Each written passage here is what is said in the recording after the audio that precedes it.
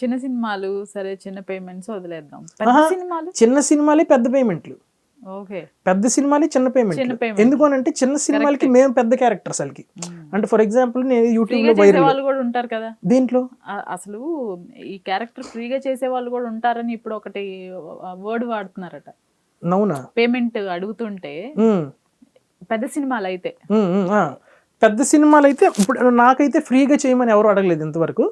But నేనేమంటానంటే చిన్న సినిమాలు అయితే మన వాళ్ళకి పెద్ద ఆర్టిస్ట్ ఈ పలానా సినిమాల్లో చేశారు, యూట్యూబ్లో ఫేమ్.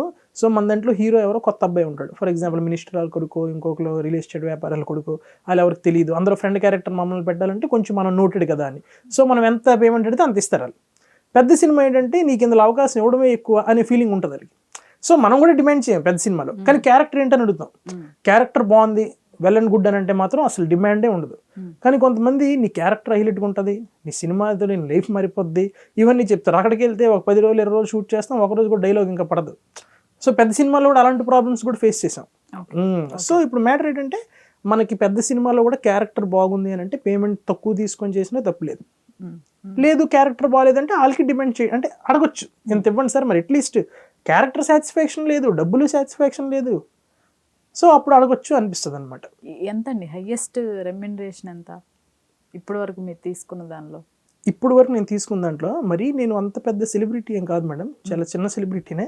మరి హైయెస్ట్ పేమెంట్ అంటే కంపేరింగ్ టు నా పాస్ట్ షూట్స్తో కలిపితే నేను తీసుకున్న ఒక మూవీకి హైయెస్ట్ పేమెంట్ అయితే 15,000 పెర్ డే. అంటే యాక్చువల్లీ నాకు ఫన్ బకెట్ స్టార్టింగ్ దగ్గర నుంచి కూడా 3తో స్టార్ట్ అయింది మూవీకి పెర్ డే మన పేమెంట్. 3 నుంచి మళ్ళీ 5 నుంచి మళ్ళీ 7 నుంచి 8 10 చాలా ఇయర్స్ ట్రావెల్ చేశాను. 8 10 కట్ చేస్తే ఆ తర్వాత హైయెస్ట్ ఒక 2 years బ్యాక్ 15 తీసుకున్నాను పెర్ డే. ఇప్పుడు కొంచెం 20 అలా అడుగుతున్నాం. ఇప్పుడు ఎందుకని పుష్ప పడిందన్న? అలాగనే ఏం లేదు, డిమాండ్ ఏం లేదులే, బట్ అదే మనకి క్యారెక్టర్ నచ్చింది బాగుంది అని అంటే. ఇప్పుడు పుష్ప 2 రిలీజ్ అయిన తర్వాత ఫ్రెండ్స్ ది గానీ ఫ్యామిలీస్ ది గానీ రియాక్షన్ ఏంటి? వీళ్ళు చూసారా మూవీ? ఎందుకు చూడరు మేడం, అదే కదా మొత్తం అంతా ప్రపంచం అంతా చూస్తుంది. అయితే చూసారు.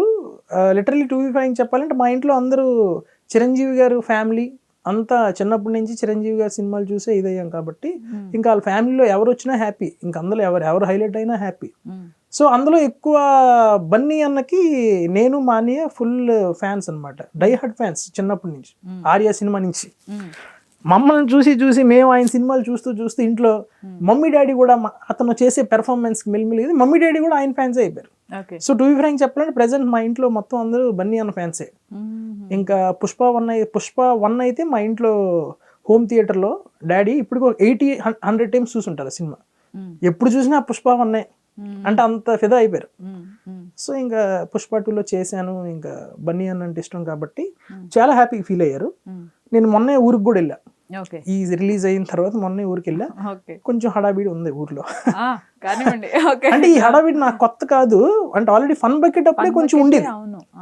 ఆ ఫన్ బకెట్ తర్వాత ఇంకా రెగ్యులర్ గా వీడు మన ఊరోడే అని తెలిసిపోయింది జనాలకి, కొంచెం హాయ్ హలో అనడమే.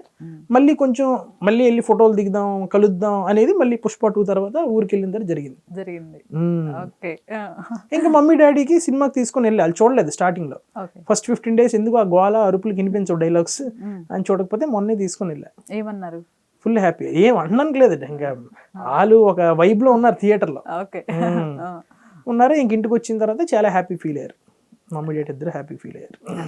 అయితే లొకేషన్ లో ఆల్మోస్ట్ 18 days ట్రావెల్ అన్నారు. అవును, మొత్తం వీళ్ళతోనే మీ సీన్ అంతా కూడా మొత్తం. అవును. ఆ టైంలో ఏమైనా సుకుమార్ గారితో కానీ అల్లు అర్జున్ గారితో కానీ మీరు మాట్లాడటం ఏమైనా జరిగిందా? ఏమైనా కమ్యూనికేషన్, ఏదైనా కన్వర్జేషన్ ఏదైనా జరిగిందా?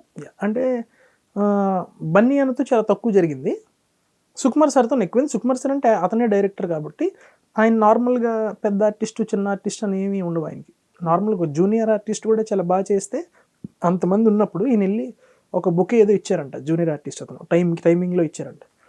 ఆయన చాలా ఎప్పుడు టెన్స్డ్గా ఏదో షూట్ థాట్స్లోనే ఉంటాడు. ఆయన ఇలా వస్తుంటారు మన ఎదురుగా వస్తున్నారు కానీ సార్ నమస్తే సార్ అని అనుకో అలా చూస్తుంటారు మనల్ని. అవునరా అని మళ్ళీ వెళ్ళిపోతారు ఆయన. అది ఇది అలాగే అయిపోయాను. మళ్ళీ ఒక 5 minutes వచ్చి హే హైరా బాగున్నావా అంటారు. ఇది ఇందాక పలకరిస్తే సో ఆ టైప్ ఆఫ్ దీంట్లో ఉంటారు. అంత టెన్షన్లో ఉన్నప్పుడు కూడా జూనియర్ ఆర్టిస్ట్ అతను బొకే ఇస్తే మీరు భలే టైమింగ్లు ఇచ్చారండి అని చెప్పారు ఆయనకి. సో అలాగా ఒక చిన్న ఆర్టిస్ట్ పెద్ద ఆర్టిస్ట్ అని లేకుండా అందరినీ ఒకేలాగా పలకరిస్తారు, అలాగే మాట్లాడతారు. అండ్ నా షార్ట్ జరిగినప్పుడు అయితే ఇంకా అంటే ఆ సీన్ ఎలా చేయాలి, ఏ టైమింగ్లో చేయాలి ప్రతిదీ సార్ చెప్తారు. ఏదో పైన అలా చెప్పి వెళ్ళిపోవడం కాకుండా, లేదా పక్కనున్న డైరెక్షన్ డిపార్ట్మెంట్కి ఏదో చెప్పండి మనోడు అన్నట్టు కాకుండా ఆయనే వచ్చి ఎలాగా ఏంటి అని అన్నీ చెప్తారు. ఇంకా వన్స్ చెప్పారంటే నాకు ఇంక ఫీడ్ అయిపోయింది. ఆ సీన్ ఇంకా అప్పటికప్పుడు నేను ఫస్ట్ టేక్లో చేసాను. చేసిన తర్వాత మొత్తం ఆ రోజు షూట్ అయిపోయింది. ప్యాకప్ అయిన తర్వాత సారే మైక్ పట్టుకొని ఆ ఫోటోగ్రాఫర్ భరత్ ఎక్కడ ఉన్నాడో నడిస్తే నేను బ్యాక్ సైడ్ ఉన్నా. సార్ ఇక్కడే ఉన్నాను సార్ అన్న అని అంటే సార్ పిలిచి షేక్ హ్యాండ్ ఇచ్చి హగ్ ఇచ్చారు.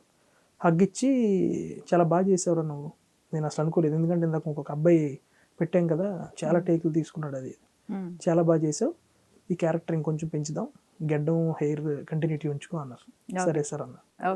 ఇంకా బన్నీ అన్న అయితే కొంచెం ఆయన ఎక్కువ ప్రాక్టీస్లో ఉంటారు. ఆయన షూట్ లొకేషన్లో కూడా నార్మల్గా షాట్ లేదు, అక్కడ షూట్ జరుగుతున్నప్పుడు ఇన్ కేస్ వేరే ఆర్టిస్టుల మీద ఏదైనా కెమెరా పెట్టినప్పుడు కూడా ఈయన ఇలా భుజం ఎత్తుకొని ఆయన మటుకు ఆయనే అది నోట్లో వేసుకున్నట్టు వేసుకొని ఆ గోడను చూసుకొని డైలాగ్ చెప్తూనే ఉంటారు. ఏదో ప్రాక్టీస్, నెక్స్ట్ సీన్. సో ఆ టైంలో మనం కూడా ఏంటంటే ఎక్కువ డిస్టర్బ్ చేయలేం కదా. హాయ్ అంటే ఎంత పెద్ద ఫ్యాన్ అయినా కూడా ఆ టైంలో నేను ప్రొఫెషనల్గా వెళ్ళాను కదా, అక్కడ నేను ప్రొఫెషనల్గా వెళ్ళాను కాబట్టి హే అన్న అన్న అనకూడదు.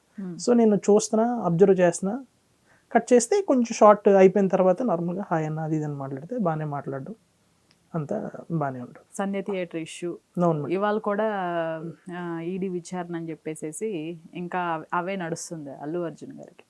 ఈ కంప్లీట్ మీకు అంతా ఒక ఐడియా ఉంటుంది, అక్కడ జరిగింది ఒక అన్ఫార్చునేట్ థింగ్. వెంటనే అల్లు అర్జున్ గారిని ఆ నైట్ అరెస్ట్ చేయటం, తర్వాత వెంటనే రిలీజ్ అవ్వటం, వెంటనే జరుగుతున్న సిచ్యువేషన్ చూస్తుంటే మీకు ఏమనిపిస్తుంది? లిటరలీ కొంచెం చాలా సెన్సిటివ్ టాపిక్ మేడం ఇది, ఈ టైంలో మాట్లాడడం కరెక్ట్గా తెలీదు. కానీ నిజంగా అన్ఫార్చునేట్గా చాలా అంటే బాధాకరమైన విషయం. ఎందుకంటే అలాగా చిన్నపిల్లడు అలాగా చనిపోవడం అనేది చాలా బాధాకరమైన విషయం. కాకపోతే మరి దానికి వీళ్ళు హెల్ప్ చేస్తున్నారు, డబ్బులు ఇస్తున్నారు, హెల్ప్ చేస్తున్నారు, అన్ని రకాలుగా వీళ్ళు హెల్పింగ్ బాగానే ఉండగా, ఎంత హెల్ప్ చేసినా కూడా డబ్బుల పరంగా హెల్ప్ చేయగలరు కానీ మనిషిని మళ్ళీ తీసుకొని రాలేరు కదా. ఆ చిన్న ఇదైతే ఉండిపోద్ది గిల్ట్ ఎవరికైనా కూడా. ఎందుకంటే అంత సక్సెస్ ఉండి సినిమా అంత దీంట్లో వెళ్తున్నప్పుడు సడన్గా ఇలా జరిగింది అని అంటే ఆ చిన్న గిల్ట్ ఉంటుంది ఎవరికైనా. మనం ఎంత సాయం చేయాలనుకున్న వాళ్ళకి ఏం సాయం చేస్తాం, డబ్బుల వరకు సాయం చేయగలం, మనం వెళ్ళి జస్ట్ వాళ్ళకి ఇంకా ప్రెజెన్స్లో మనం ఉండగలం, కానీ చనిపోయిన వాళ్ళని మళ్ళీ తీసుకొని రాలేం కదా. దీనివల్ల సక్సెస్ ఎంజాయ్ చేయలేకపోతున్నారు.